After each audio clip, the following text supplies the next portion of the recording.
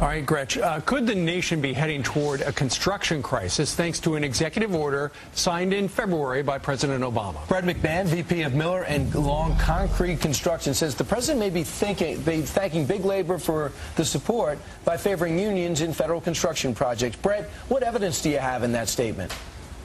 Well, the executive order the president signed requires that we both use union labor out of union hiring halls rather than our own employees, that they are favored in the federal procurement process if you put a project labor agreement on the project itself, and we have to collect dues for the workforce during the course of the project. Well, what's crazy about this, Brett, is the fact that you are a non-union shop, and the executive order says not only do you have to pay union wages, but you've got to hire the union guys, and that puts you at a great disadvantage. And what that does is it drives up construction prices, and it forces all sorts of stuff that, you know, you're in the business of not doing.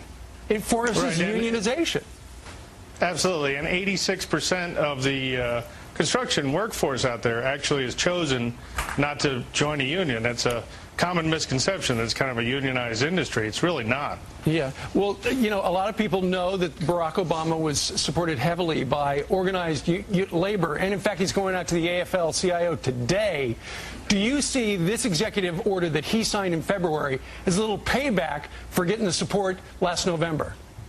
Absolutely. It's without question. There's no way to rationalize this. There's no fire to be put out. There's no need to do this. It's a clear and simple case of payback. Now, listen, Brett, do you have any recourse? Have you talked to your lawyers about stuff that you can or cannot do? Because you, as Steve mentioned, you're not a union place.